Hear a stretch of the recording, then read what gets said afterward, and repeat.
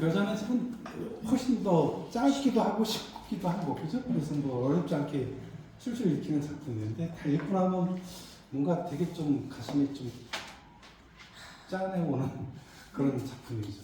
그러니까 그 왜 그런 마음이 아파지는 그런 느낌이 들까요? 다 그것을 막 읽고 나서 뭐 다 미소 짓고 끝나지는 않았을 거예요. 네. 다 뭔가 좀 약간 아슬한 슬픔 같은. 아버지한테 유산 많이 받은 사람 보고는 약간 미소 지으지. 아, 근데 되게 좀 슬프잖아요, 그죠? 그냥 소박한 어떤 그 인간들의 소박한 삶과 네.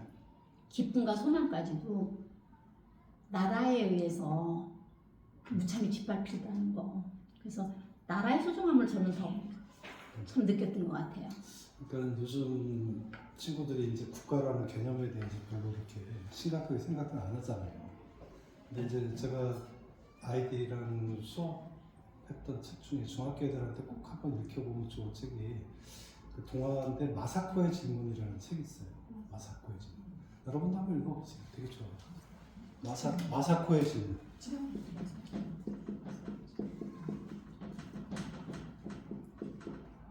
마사코의 네, 질문. 마사코의 질문이라는 책이 있는데 비록 동화책이지만 되게 좋아요. 되게 좋은 내용들이 많이 있는데 근데 이 중에 그 관동 대지진을 배경으로 한 책이 이게 단편집이에요.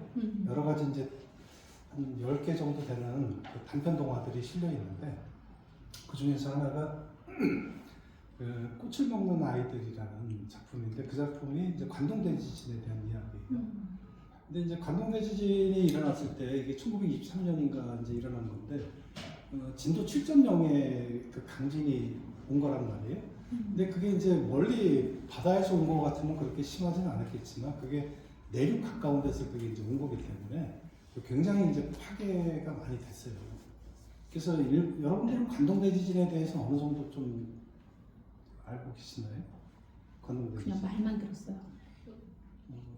그때 어떤 일들이 있었는지 혹시 좀 아는지? 우물에 네, 그 그쵸. 우물에 독탔다라는 네, 독탔다. 거가 그런 그때 것들. 이거죠. 네, 그 다음에 뭐 조선인들이 다이너마이트를 훔쳐가지고 이제 탄광 같은 데서 많이 일했었으니까 우리나라 사람들이 그래서 뭐 군대를 공격한다 이런 식의 이제 유언비죠 말 그대로 유언비를 퍼뜨렸는데 그래서 어떤 일이 벌어졌겠어요? 그런 유언비들이 터지고 나니까 한국인들을 다 죽였잖아요. 조선인들을 학살했잖아요. 무차별로 죽이고 그때 죽었던 사람들이 한 3천 명 이상. 심지어는 어떤 사람들까지도 죽이냐면 임산부까지. 그러니까 한국인이라고. 창으로 찔러 죽이는 거예요. 거의. 걔네들이 그 일종의 뭐 자위대라고 그러죠. 그러니까 각 마을 단위로 그냥 조직해가지고 그런 자위대들이 그 시켜요. 뭘 시켜요? 일본 발음 그 나라마다 고유의 이제 어떤 단어는 그 나라 사람들만 잘 발음해. 어떤 다른 나라 사람들은 뭔가 좀 어색하게 되는 발음이 있어요. 얘네들도 리을 발음 못하잖아요. 네, 그래서 이제 그거를 시켜요. 그죠? 그거를 시키는데 그걸 발음을 못하면은 조선이라고 죽였던 거죠. 그래서 무차별적으로 이렇게 죽이게 되는데 제가 아이들한테 질문하죠. 그 나라라는 게 왜 소중한가를 한번 맞아요. 생각해봐라. 만약에 당시 조선이 독립국이었고 일본에서 그런 일이 벌어졌다고 한다면 그렇다면 과연 일본 애들이 조선인들을 이렇게 함부로 죽일 수 있었을까? 그렇죠. 이런 거죠. 어떻겠죠? 그건 전쟁이잖아요, 바로. 그렇게 된다면. 그러니까 나라가 없는 서름이라는 게 얼마나 큰 건지. 그러니까 우리가 그 유명한 시 있잖아요. 김광준 시 보면은 낙엽은 폴란드 망명정부의 지폐. 너무 유명한 기절인데 왜 낙엽을 폴란드 망명정부의 지폐에다가 비유를 했을까? 그 은유법이에요. 은유법인데 왜 그렇게 표현했을까요? 낙엽은 폴란드 망명정부의 지폐 이렇게. 낙엽 이게 은유가 되게 재밌는 표현 방식이에요. 은유라는 거는 근데 우리가 뭐 제일 먼저 배우는 게 직유, 은유 이걸 제일 먼저 배우잖아요. 비유법 중에서. 네. 비유법 중에 이제 하나인데 은유가 재밌는 거는 1대1로 매치가 되는 거예요. 원관념과 보조관념이 의미가 1대1로 만나요. 상징처럼 여러 가지로 해석되는 게 아니라 얘는 딱 하나 대 하나로 1대1로 매치되는 거예요. 예를 들어서 뭐 내 마음은 호수요 그대 노 저오 이럴 때 내 마음은 호수야 그대 노를 저어와라. 이건 뭐야? 내 마음이 어떻다는 얘기야.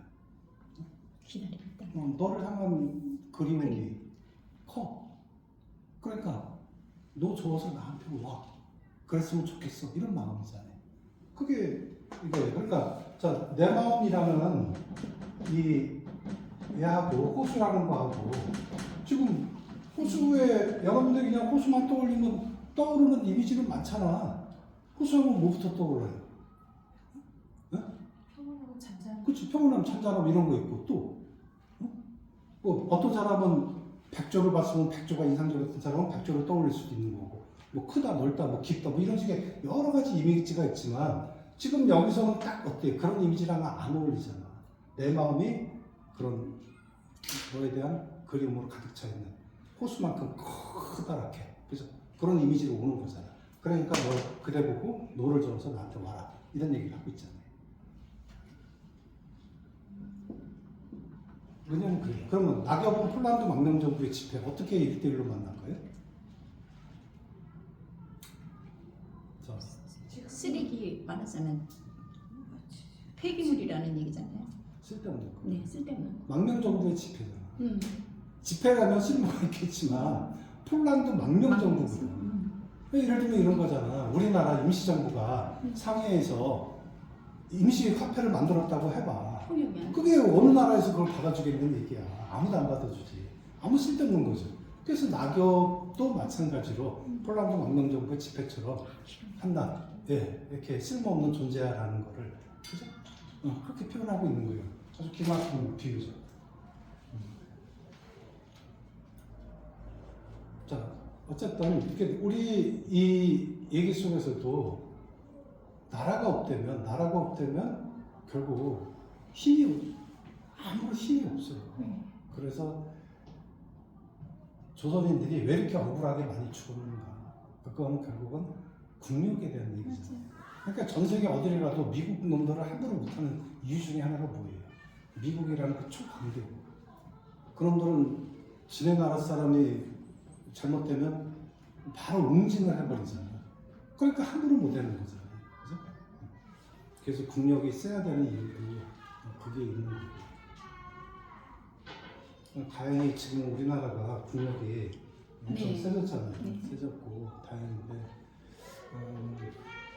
지금 이 시절의 이야기 속에서는 그 여자네 집이 이런 비극도 결국은 나라 이름 돼서 오는 슬픔이에요. 만약에 이런 나라를 이런 상황만 아니었다면 곱다니와 만드기의 그 정말 이쁜 사람 아니에요? 맞아. 너무 예쁜 사람이 진짜 그렇게 분들- 유린당했다는 게. 유치원에 나왔나 보다.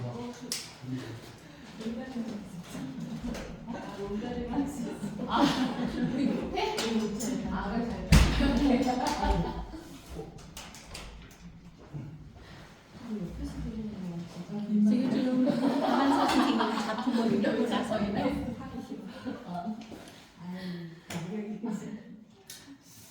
그리고 이제 이 작품 속에 또 뭐가 있냐면 그 감동지진 얘기도 있고요.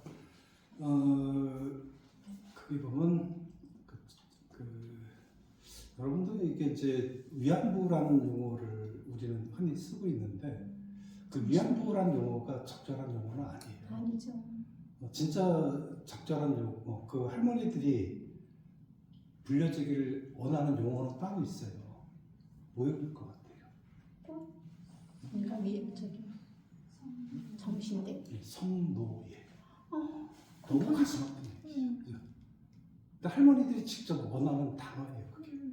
그래서 그분들이 제가 이제 좀 오래전에 한 20년 가까이 된 것 같아요. 나눔의 집이라고 이제 경기도 광주에 있어요. 나눔의 집이. 이제 그분들이 모여서 사는 집이에요. 이제 김학순 할머니가 처음으로 이제 용기 있게 고백을 네. 했잖아요. 내가 이제 그런 피해를 입었다라고 처음으로. 근데 사실 여자들 입장에서는 그거 굉장한 용기였겠죠. 그럼요. 내가 그걸 어떻게 그렇게 당해왔는데 그걸 감추고 어떻게 보면 결혼해서 살고 있는데 그게 내가 까발려졌을 때 사람들이 나를 어떻게 볼까라는.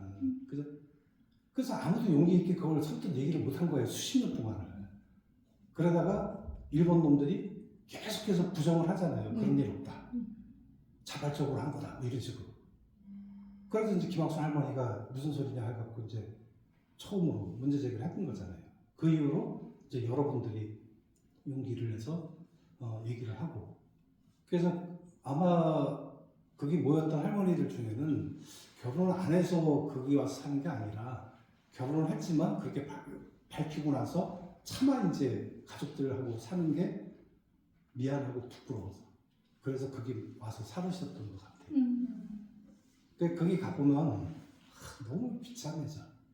그분들이 그 생활했던 그 공간을 다 재현을 해놨어요.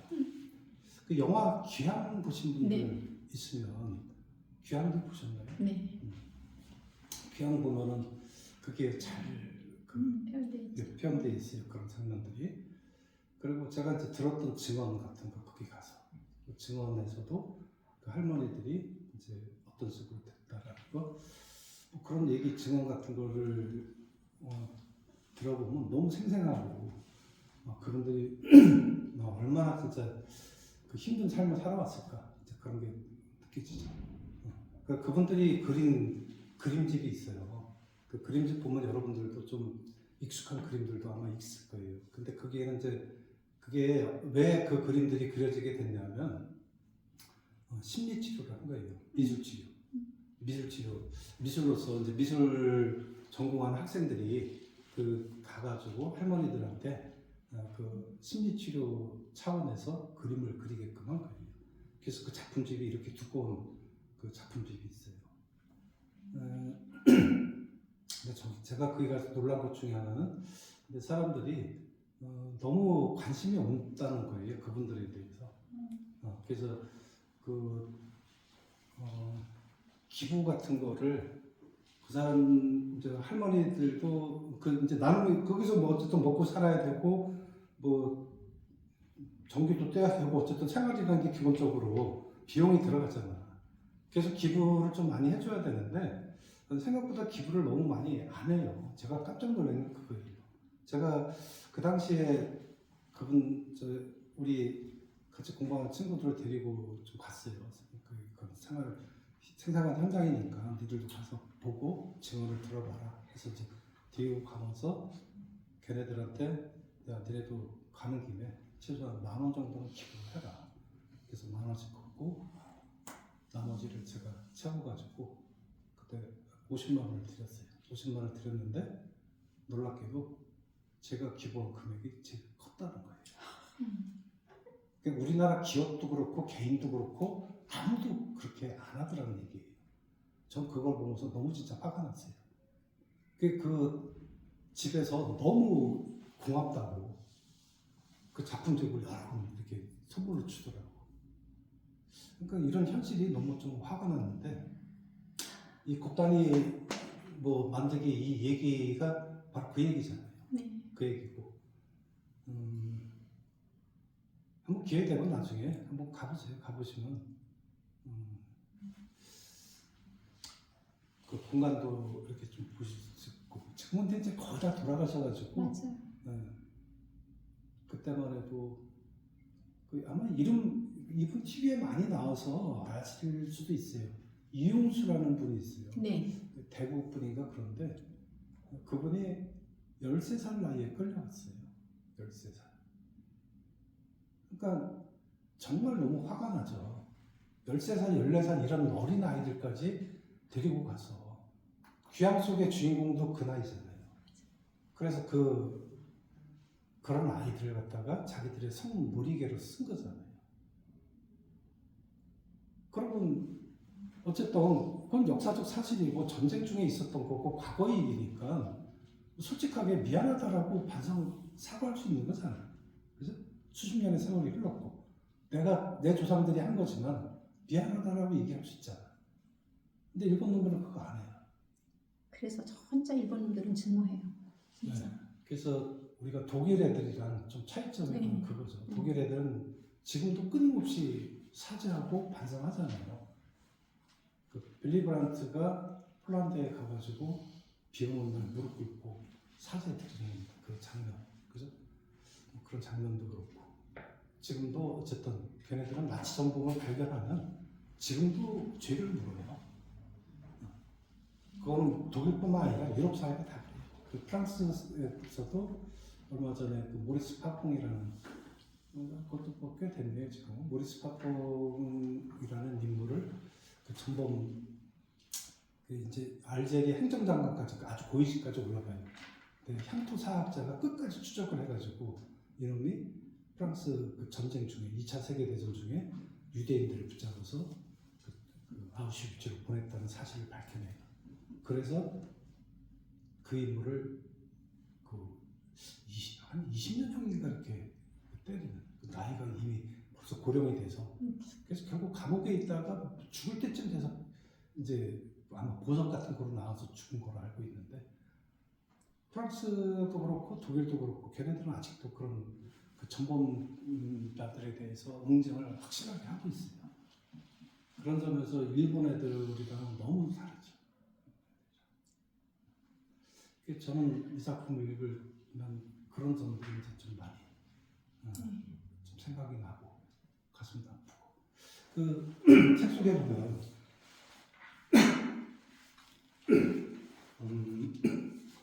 그 곱다니를 표현하고 만두기를 표현하는 장면들이 되게 좀 그러니까 이 작품이 첫 앞에 그러니까 그 2차 세계대전 이제 말기 그 만두기가 징용에 나가기 전까지의 그 이야기 그림들은 어때요?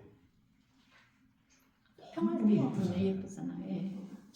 평화로워. 네, 굉장히 아주 한 폭의 그냥 수채화 진짜 그 수채화 그 아름다운 그림을 쫙 따라가는 듯한 순진하고 순수하고 네, 그런 느낌으로 쫙 흘러가잖아요. 그런 표현들이 너무너무 진짜 아름답고 좋아요. 이 표현에 보면 이런 얘기 나와요. 자, 곱다미는 시골 아이 같지 않게 살갗이 희고 맑은 눈에 속눈썹이 길었다. 나는 그녀의 속눈썹이 얼마나 길었는지 표현하는 말을 몰랐었는데 김영택의 시중에서 마침내 가장 알맞은 말을 찾아냈다. 한 방울이 내려서 쉴만큼 길었다. 한 방울이 내려서 쉴만큼 길었대요. 표현 참 재밌잖아요. 그죠? 쉴만큼. 자, 한방눈은 노가 이슬방울이 되고 촉촉히 젖은 눈썹이 그녀의 검은 눈동자에 그늘을 들이우면 복석의 애간장이라도 녹일 듯 애틋한 표정이 되어버렸다. 정말 기가 막힌 표현이에요, 그죠? 한번 저거 보고 싶어요.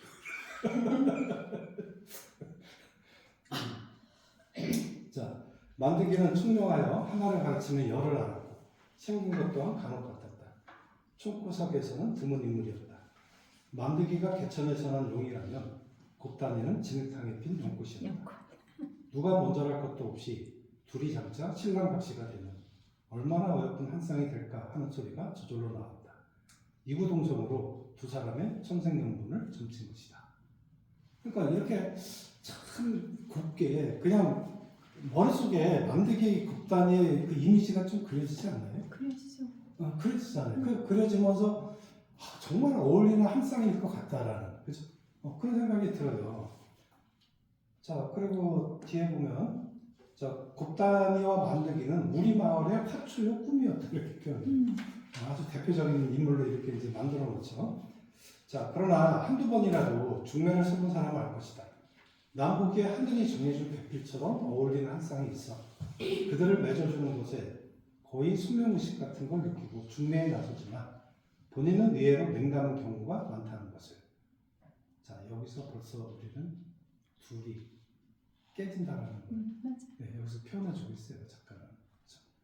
남자와 여자가 서로 연정을 느끼는 건 신의 장난질처럼 인간의 계획밖의 일이다. 자, 남이 나서서 잘 되기를 꾀하거나 도와주려고 하면 대개 어깃장인 속성까지 있는 것 같다. 그래서 이 표현에서 둘을 되게 이제 어울리는 한 쌍이라고 표현을 해놓고 그러나 그 뒷부분에서 보면 안 될 거야라는 걸 미리 밑바닥에 깔고 있죠.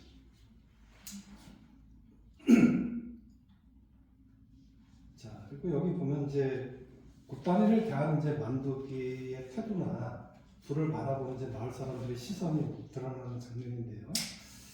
자, 여기 그 곱다니가 학교를 같이 가는 대목이 나와요. 그죠?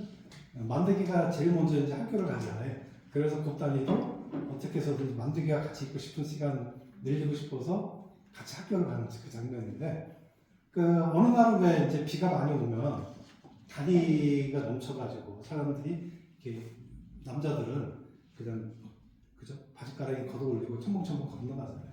근데 여자들은 무서우니까 못 가. 그죠? 자, 근데 여기 보면 물이 이제 불어봐야 허리 정도야. 그런데 만들기는 이제 앞서서 이제 만들기뿐만 아니라 남자들이 앞서서 작대기로 물의 깊이를 이제 알려주고 계집애들을 인도하는 게 이제 남학생들의 중요한 사내 구실이었어요. 자, 그러나 자, 만들기는 곱다니가 사내 녀석들하고 치마를 배꼽 위까지 걷어 올리고 속바지를 적셔가며 물을 건너는 걸 참을 수 없어했다. 그렇겠죠. 내가 좋아하는 여자가 다른 사람들의 눈에 그죠? 그런 뭐 숙사를 비춰주는 걸 먹지 않죠. 자, 그래서 등굣길은 물론이고 하굣길까지 어떻게든 시간을 맞춰 지키고 있다가 구멍 뚫린 흙다리 위로 건너게 해주었다. 자, 그래서 그런 다른 애들한테 안 보여주려고 한 거죠.